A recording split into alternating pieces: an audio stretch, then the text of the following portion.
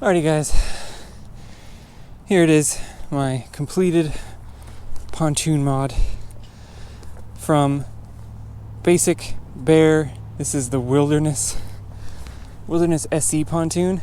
So all of these mods will work on the Wilderness SE, which is the Costco model of the classic accessories.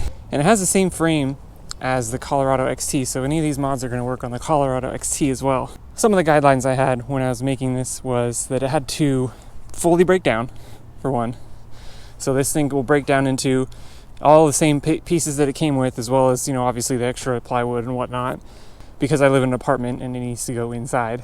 Second, it needed to be portable and easily maneuvered. So we got some improved tire mods that we'll go over. And third, it needed to be non-destructive. So what I say by non-destructive is that none of these mods drilled into the frame or anything else of the original pontoon, so nothing is sacrificed, so I didn't have to drill anything. Those are the three big things that I wanted to do. But let's jump in. We'll do each mod at a time, starting with the wheels. So this is the standard axle for the what came with it. So this piece is standard. Normally it has one single wheel that goes in the middle here. What I did is I went to Harbor Freight, bought two wheels, more off-roady. I think these were like $12. You can get them as cheap as like $6 there, which is crazy. And then I bought this 5/8 inch steel rod from Home Depot with a hacksaw. And I cut off that, or actually it's the other end. I cut off with a hacksaw to get it the right length. Now I held it on because I didn't have a drill. This is all also done with just hand tools. None of this needed a shop or anything. But what I did is I got some shaft collars. So essentially they just screw onto the axle or slide on, and then you screw down these two bolts and it clamps on really nice. So these aren't going anywhere. That's on both sides. So that was mod. It's actually the last mod that I fixed, or the last mod that I did to this thing, but probably one of the most important. With that single tire, this thing's so wobbly and it falls over. It's like wheeling an incredibly obnoxious wheelbarrow. And especially since I have like the battery and the motor and everything, all my gears in here, so it's really heavy. It was really easy to fall over. So that was really important, the tires. So the next mod, probably, I guess this is the first mod that I did, was this rod holder setup. So this is all PVC. You'll see this is 1 inch PVC. All these pieces are 1 inch. The weirdest thing, or the most complicated part about this, is this one that attaches it to the frame itself. This is a better angle here. Basically, I bought some sheets of rubber. These are actually kind of meant for it, that protect the frame itself from the plastic, and also gives these cinch down, what are those called? I forget what they're called, but it gives these something to grip onto. And then I just did one on each side, tightened them down really good. I have not had zero problems. The whole thing kind of moves a little bit, but you just kind of jam it all together and it fits well. And I haven't had any losses or anything. And in this case, I had enough room for 3 of these T PVCs. So I basically cut small sections in here to basically nest these together. And then these are actually movable, so they aren't glued or anything. So I can rotate them. I fold them in when I'm storing it, so it saves a little bit of space. Really handy. The hardest part was getting this angle and then making sure that the height here matched the height here on this side. But as you can see, it's pretty straightforward. What I did is I actually saw this online and I just kind of reverse engineered it. So it's pretty straightforward.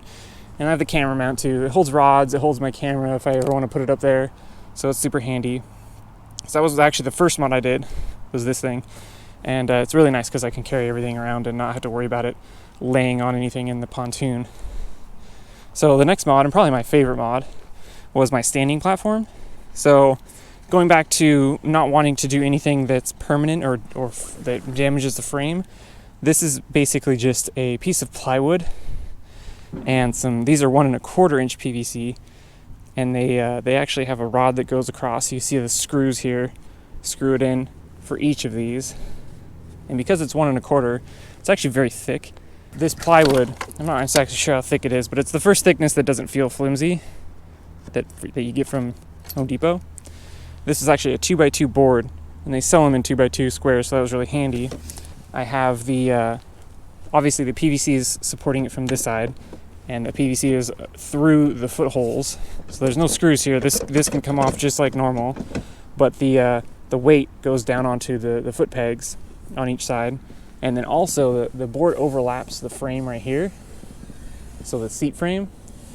I cut out this square again with just like a hand saw, and it helps support the back of this board.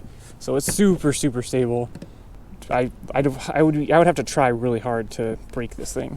So that's really cool. Super easy. I glued these two together, so they held together, but I did not glue the connections here. And let me see if I can get a good view on it without tipping it. So I did not glue those connections, and it's just a single straight tube all the way across for both of those. Nothing crazy. Oh god, it's falling over. Ugh. So that's how I did that. And so that way, like, this plywood's super cheap. It's nothing special about this plywood, so I can buy another board next year if I need to, and replace it if it gets too weathered.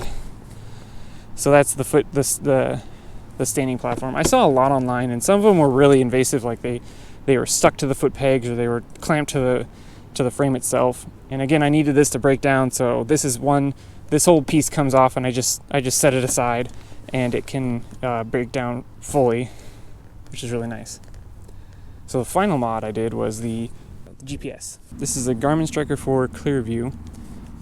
It has that down imaging, and then I got a piece of plastic, just this little, I forget what it's called, but it was basically just a flat piece of plastic that was a little thicker. And then I took a 1 1/4, or this is a 1-inch PVC, or no, it's 1 1/4, I believe. Let me check.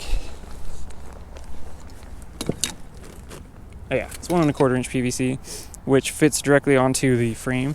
I just cut out 2 sides of it and kind of sanded it down so it was smoother. And then all it does is it just lays on there and then clamps right down. And it's on there pretty good. And then the transducer goes on the back frame here.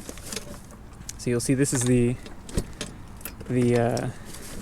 back of the seat frame.